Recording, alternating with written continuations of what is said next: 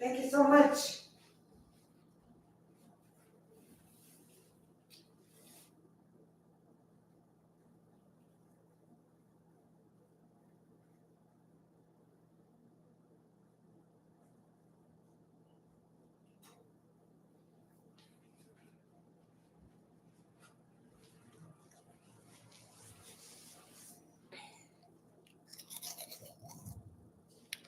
Oops. Let's put this one on.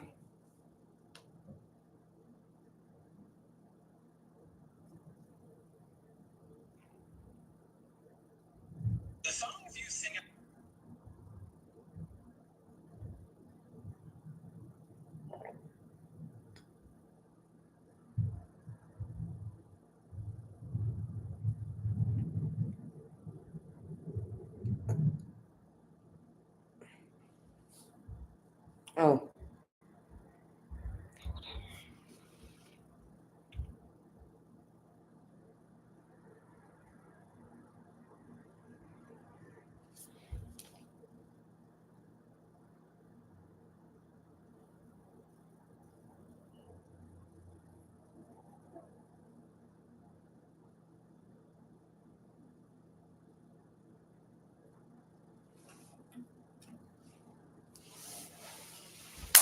Oops.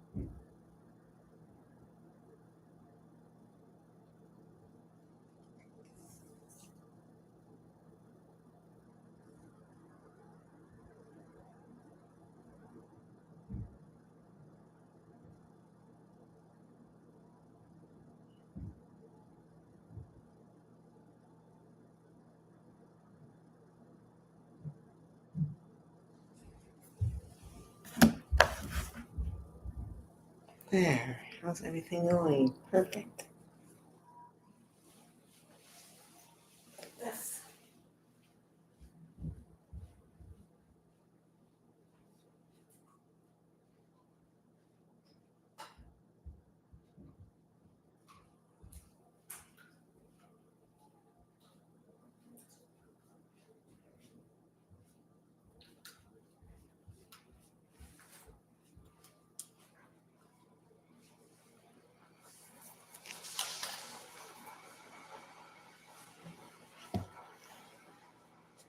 Hi, thank you for joining me. I don't know what you've been up to today, but today I went downtown and there was a protest or drawing attention to the issue with their water being poisoned.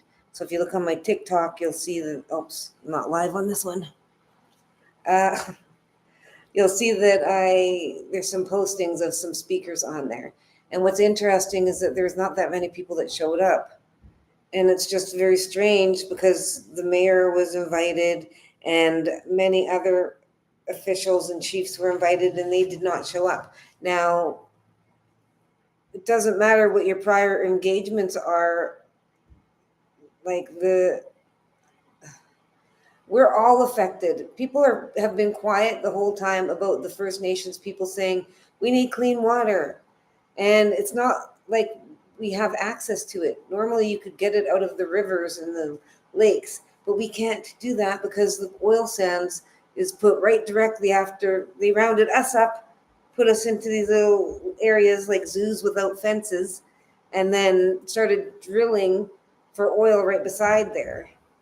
They rounded us up knowing that they were going to put the the excretions of their business all over our water and changing the content of the water so it's not water anymore.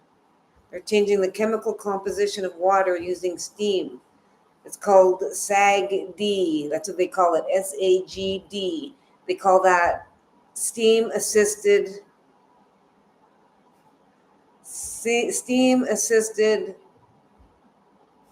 I don't remember what the rest of it is. Well, I'm losing it. But this is what the oil sands is about. They also have NAGD, which is something else.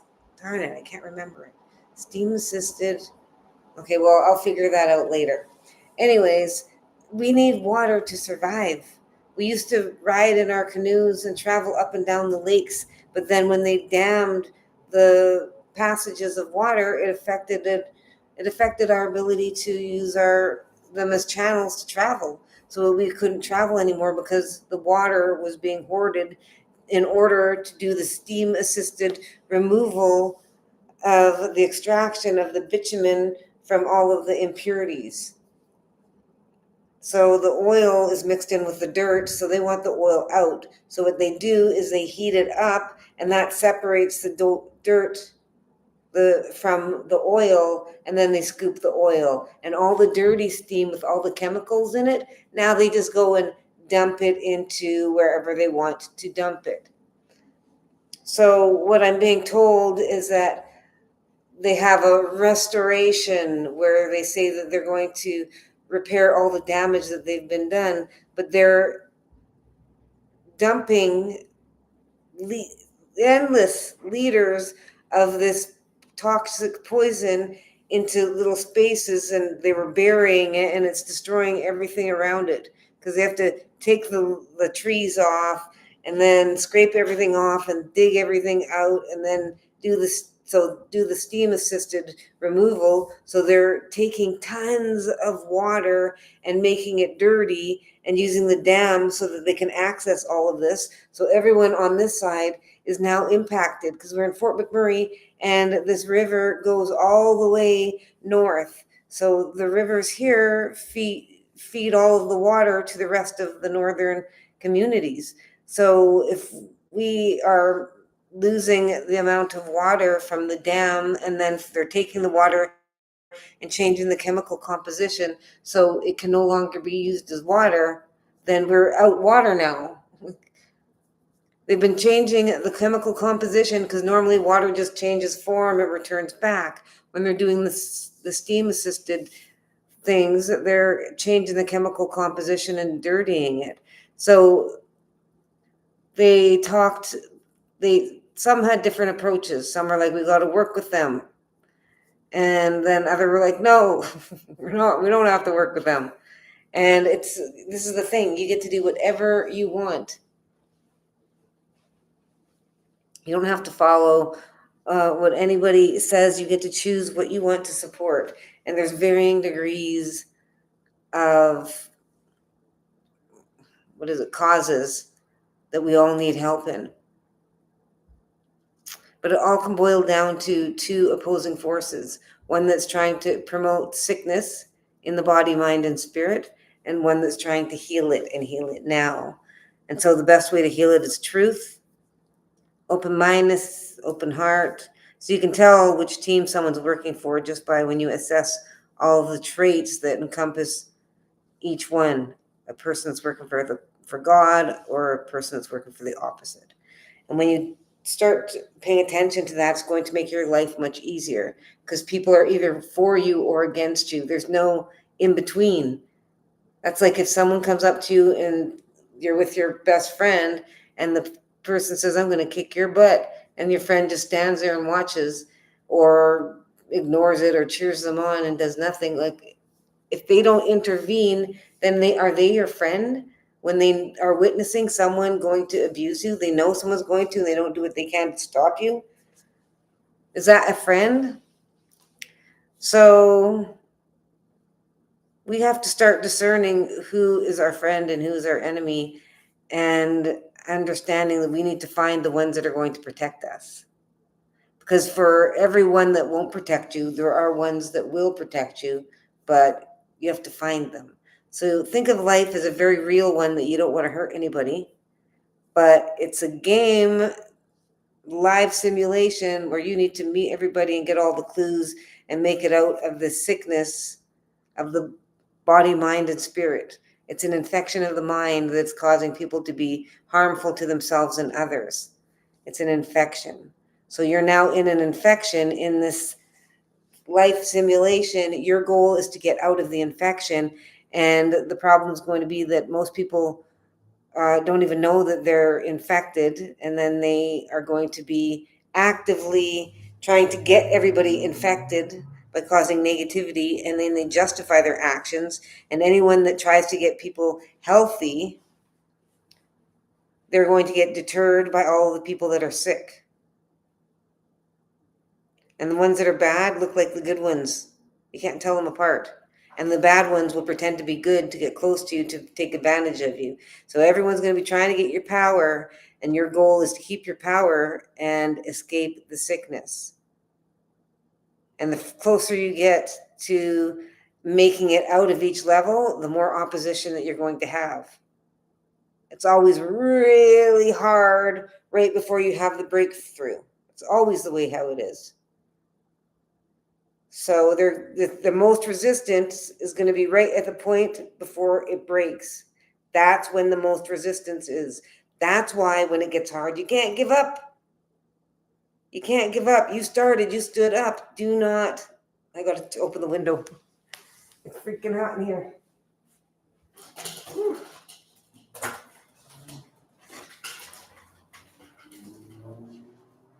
Oh, I forgot. I was outside walking for a long time, and I had 2 pairs of pants on just now.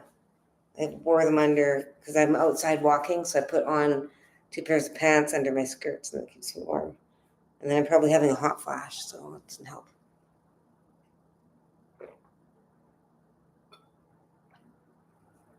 Water. So the thing about water is that, if you notice, there look like there's floaty things in my water. Yes, I had raspberries in there, so it's raspberry seeds. So water is important. Our body is mostly composed of water.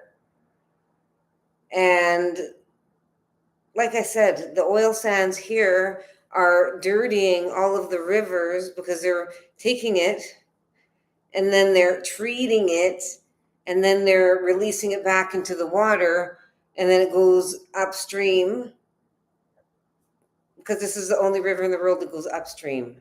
Everyone else goes downstream, but this one goes upstream. And so all of the dirty water is now poisoning all of the communities up following to the north.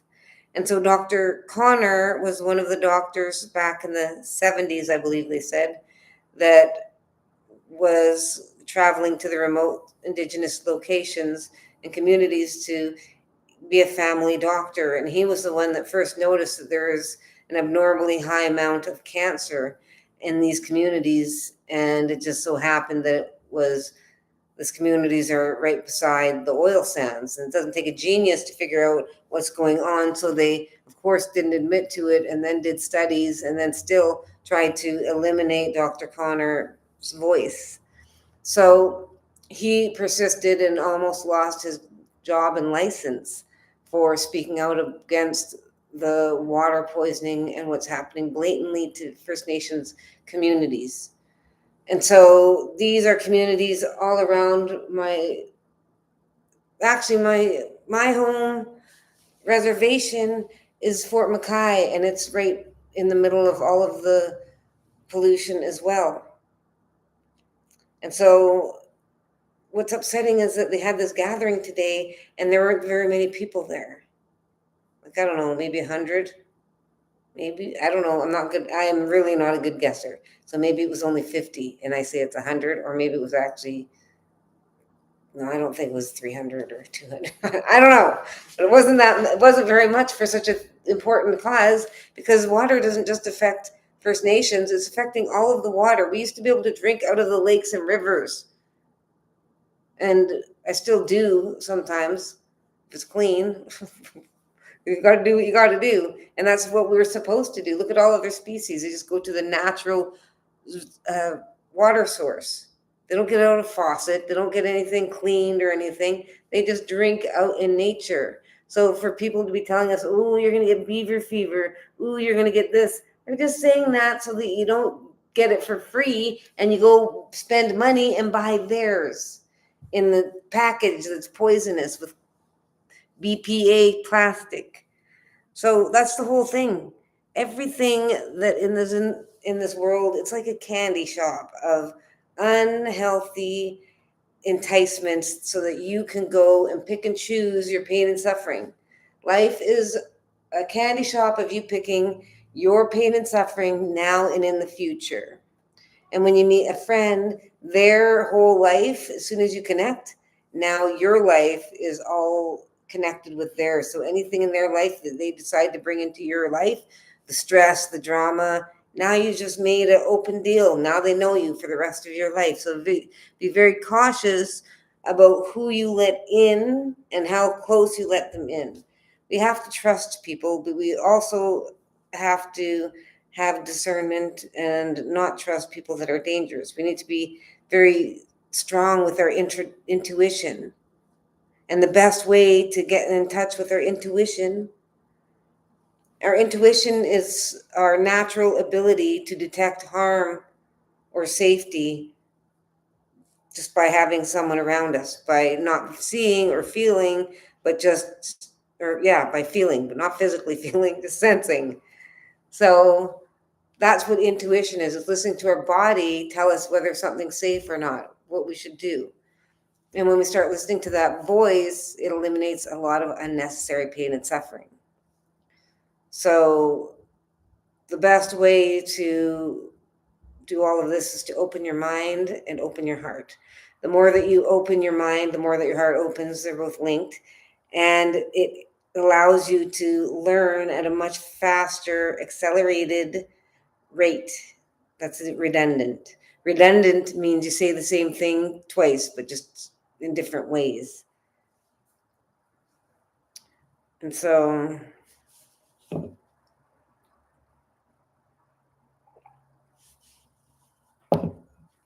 that had lemon in it and I forgot. Ugh. So, okay, so anyways, it went really well. There was a whole bunch of chiefs there, but not any local chiefs really. So it was really weird. And then a lady said, well, she goes, I'm one of the counselors. And I was like, cool. And then I just looked away, didn't realize that I think that meant that she's part of the chief and council. I didn't realize that till after I left, that that's what she was probably trying to tell me. I just thought she was a counselor. Or I don't know what I thought, but I didn't put counsel with counselor. So, okay, maybe I'm wrong, but I think that that's what they meant. And so I don't know if I was rude or not. I didn't even introduce myself because I was kicking myself because when I introduced myself to the chiefs, I wanted to do it one by one instead of all of as a group. But then I was like, you know what? If I just have to say it once. So I started talking to all of them, and they're all way taller than me, looking down at me. And I don't know that it went the greatest, but I definitely made an impact. And they all took my card, so that's cool. I'm sure they're like, what the heck? I saw this post that one of the very hardest things for people to deal with is someone that has an innocence and looks innocent, but is intelligent, because that creates a very dangerous weapon. And apparently, I look innocent and I'm also intelligent. And so, all of the leaders, what this does is that leaders that are in power, when they see somebody, their first instinct is to judge them. They have to, because they're of a high position. So that means they're under attack from the bad guys. If they're a good guy, then all the bad guys are going to try to bring them down. And if they're a bad guy, then the good guys are going to be bringing them down, as well as other bad guys wanting their power. So no matter what leadership you are, you're going to have people trying to bring you down. So when they meet somebody, the first thing that they're going to do is judge you and see if you're going to be a friend or an enemy. So when I go up there, I'm short, and and it's funny because I was going white people, and you could see because they're all chiefs, they all were getting awkward. They weren't laughing. They just were trying not to. They're trying not to be uncomfortable when I'm talking about what white people did to me and F the government. And I'm sure they were like, what the heck? So I can't help it. I was trying to plan before I went to talk to them what I was going to say, but I knew when I got there that it was just going to be a free for all. And this is the thing: when they meet me, they're going to misinterpret me for someone that's not very intelligent, and that's going to be a big mistake because when people think someone's not smart and they have a lot of power, they have the ability to think that they can impose their will upon somebody, and we're not looking for that. I'm waiting for a chance to stand up for myself. I don't care what your position or role is. I will respect you no matter what your role or position is, doesn't matter. And if you're of high stature, then whatever your culture is, I'll do it for you out of respect, absolutely. But as soon as someone disrespects me, that's it. I'm waiting. I went my whole life being used and abused. I'm just waiting for someone to impose their will so I can use my voice and roar and say, "Who do you think you are, you piece of?" Yeah. So this is the thing, and that's the issue that others have when they meet people like me that look innocent, and because they can't, they want to put their guard down and think that this person is easily malleable. But when they start listening to me, they'll realize that I don't need any validation, and this is who I am. I'm here for my family and the community and all of humanity as a worker for a creator. Oh, that's what I said right at the beginning when the Chiefs were there. I was like, "Hi, I'm Rosetta," and I told about my family, Mackay, and I said, "And I work for Creator. I'm looking for teammates." And I was like, "And I think you guys are them." And they all just looked at me like, and then I started going on about being assimilated, segregated, and saying, "I just got back from the enemy." And then they're like, "What?" So this is what I mean. Who knows what they think about me, but I'm telling them the truth. And I'm letting them, I'm just telling them the truth of who I am, why I'm here, that I'm looking for people that are aligned with me. And give me a call, check out my website, and let me know what you think. And so who knows what's going to happen. And that's when you play poker, you don't want to play poker with someone that's like this. Because what this does, people are unpredictable. And when you're unpredictable, that makes you dangerous. Because the whole thing about being in leadership is that you can read people. That's how you stay up above everybody, because you know how to work people. And so, yeah, it's exciting being leveling up and moving on up with the other people.